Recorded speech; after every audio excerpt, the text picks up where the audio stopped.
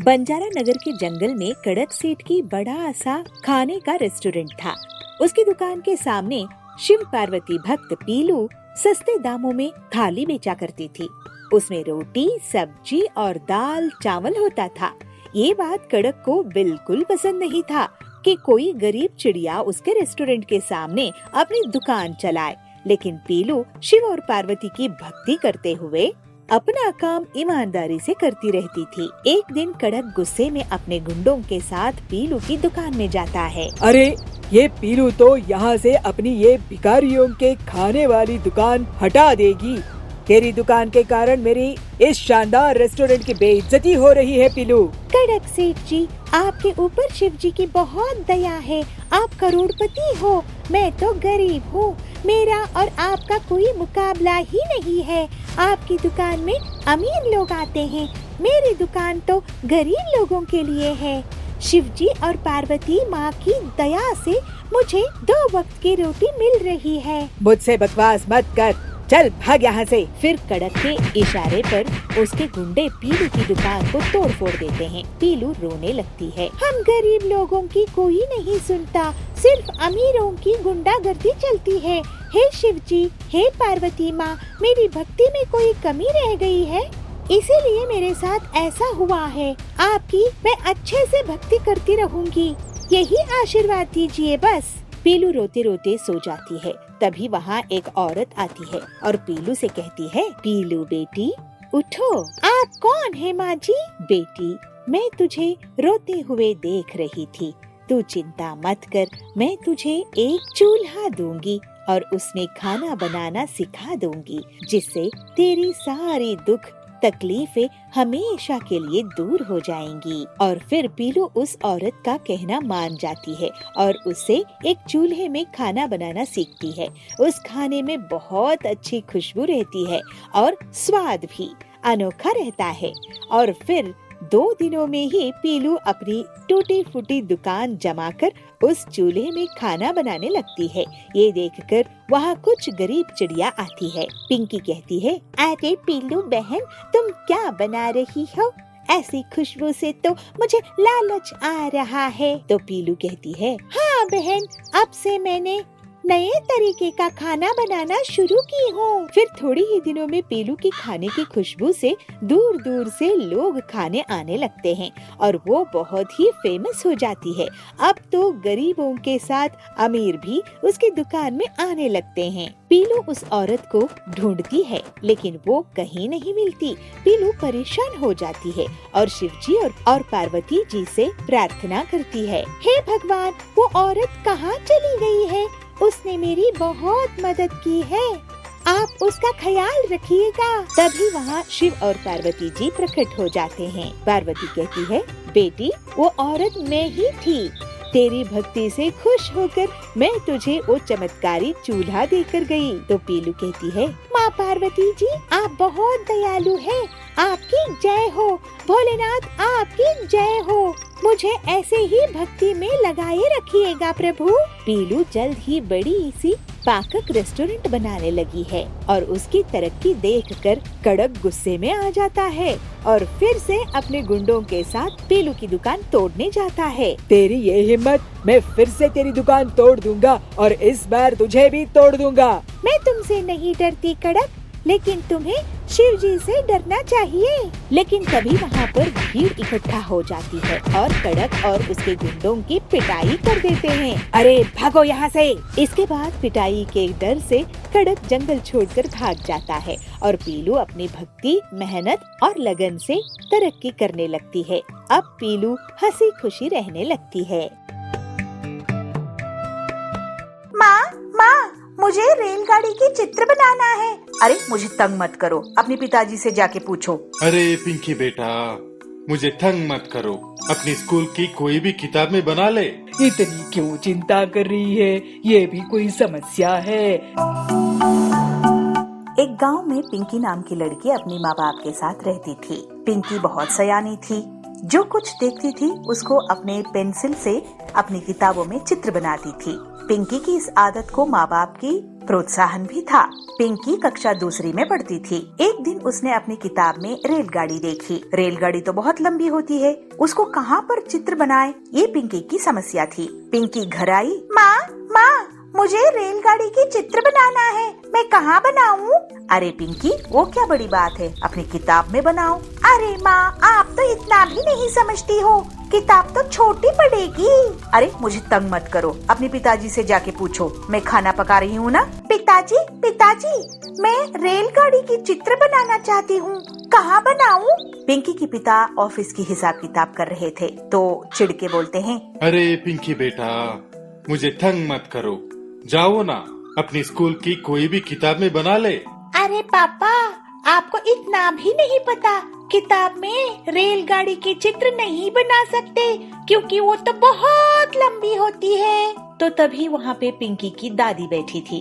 तो दादी को पिंकी की बात सुन के बहुत हंसी आती है और पिंकी को बुला के बोलती है, अरे पिंकी बेटा, इतनी क्यों चिंता कर रही है, ये भी कोई समस्या है, जाओ ना स्कूल की दीवार पे बना दो। दादी की बात पिंकी को बहुत अच्छा लगता है और सोचती है दीवार तो इतनी लंबी इतनी चौड़ी होती है तो रेलगाड़ी तो समा ही जाएगी।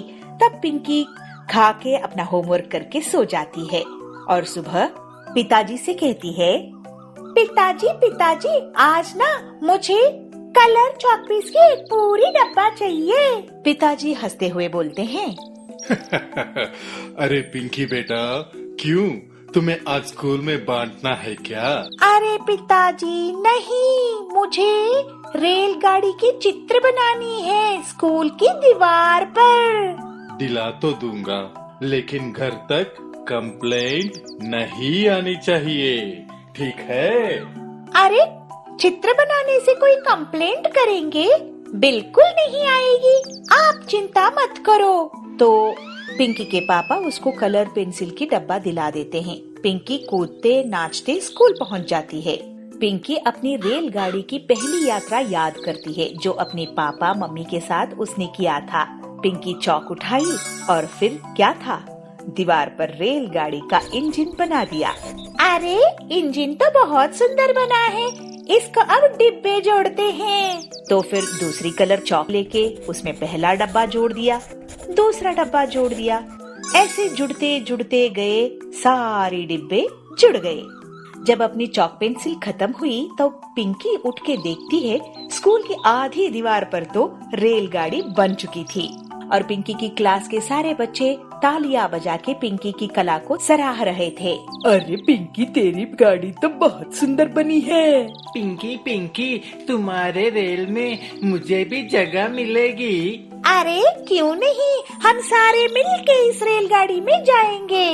फिर क्या हुआ, रेलगाड़ी दिल्ली गई, मुंबई गई, अमेरिका गई, नानी के घर गई और दादाजी के घर भी गई। बच्चों की ख्यालातों में रेल की गाड़ी ऐसे ही लंबे सैर करती रही। तभी क्लास टीचर क्लासरूम में आते हैं और सभी बच्चों की मुस्कुराहट देखते हुए कहते हैं, अरे बच्चों, इतने खुश हो, क्या बात है?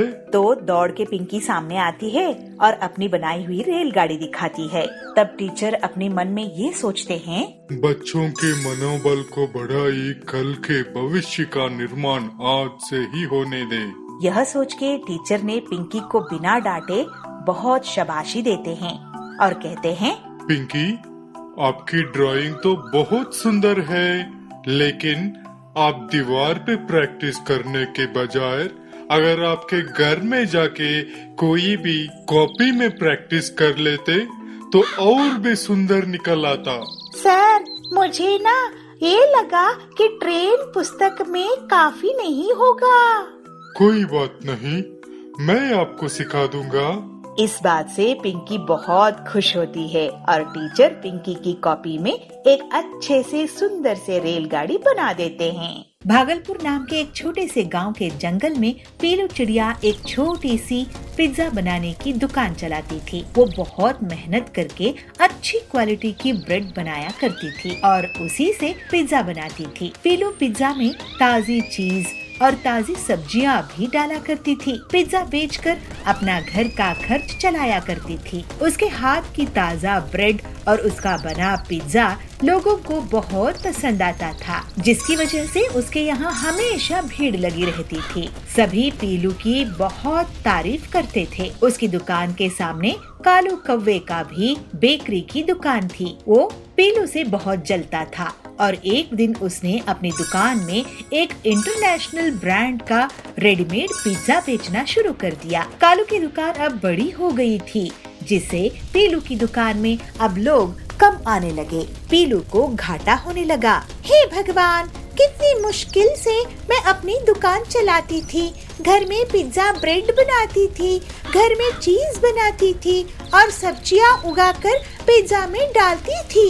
अब मेरा क्या होगा? एक दिन पीलू को दूध सप्लाई करने वाला हरिया तोता पीलू के पास पहुंचता है। अरे पीलू बहन, क्या बात है, आप आजकल दूध का नया ऑर्डर नहीं कर रही हो? पहले तो इस मौसम में 10-10 लीटर दूध मंगवाती थी। तो पीलू कहती है, क्या बताऊं हरिया काका, कालू की बड़ी दुकान के कारण मुझे बहुत नुकसान हो रहा है।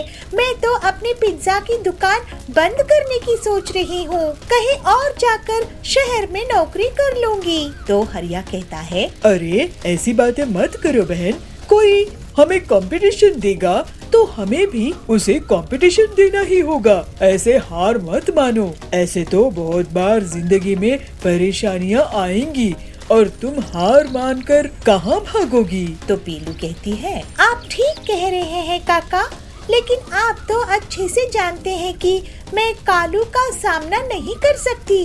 जल्दी ही मेरा इतना नुकसान हो जाएगा कि मुझे उधार लेना पड़ जाएगा और मैं पूरी तरह से बर्बाद हो जाऊंगी। तो हरिया कहता है, तुम इतना मत सोचो पीलू, मैं तुम्हारे लिए एक रास्ता निकालता हूँ। मैंने सुना है कि यूरोप से एक नया चिकन आया है, पिंकी चिकन। पिंकी चिकन से बनी हुई चीजें दिखने में पूरी तरह से पिंक होती है और उसमें जरूरी विटामिन्स मिनरल्स भी होते हैं। अगर तुम उसका पिज्जा बनाओ तो मैं तुम्हें कम दाम में वो ला दूंगा और तुम उससे मुनाफा कमाना। पीलू तैयार हो गई और फिर हरिया उसको पिंकी चिकन लाकर देता है। यूरोप से आई पिंकी चिकन से पीलू शाम में पिज्जा टॉपिंग बनाती है। पीलू उसको हरिया को खिलाकर उससे पूछती है, हरिया काका, ये पिंक पिज्जा है, तुम जरा इन्हें टेस्ट करके तो बताओ कि ये कैसे बने हैं। तो हरिया कहता है, वाह बहन, ये तो लाजवाब पिंक पिज्जा है, मैंने तो ऐसे कभी नहीं खाया। और फिर पीलू अपनी दुकान में पिंक पिज्जा बेचने लगी। उनकी दुकान में लोगों की भीड़ इकट्ठा हो गई और जल्दी ही पूरे पिंक पिज्जा बिक गए। इसके बाद आए दिन उसको हरिया पिंक चिकन सप्लाई करने लगा। पीलू अपने पिंक पिज्जा को बहुत कम दाम में बेचती थी। इसी वजह से कालू कौवे की इंटरनेशनल ब्रांड की बेकरी अब ठप पड़ने लगी। पीलू के पिंक पिज्जा को अब बड़े बड़े ऑर्डर्स मिलने लगे और जल्दी ही वो बहुत अमीर हो गई। लोग उसके पिज्जास को बड़ी बड़ी शादी और पार्टी में ऑर्डर कर रहे थे, लेकिन पीलू ने कभी उसके दाम नहीं बढ़ाए। इस वजह से गरीब लोग भी उसके पिंक पिज्जा को खा सकते थे। एक दिन फोर्ड चैनल वाले उसकी दुकान में वीडियो शूट करने के लिए आते हैं। इसे पीलू और भी प्रसिद्ध होने लगी। फिर पीलू अपना जीवन हंसी खुशी बिताने लगी।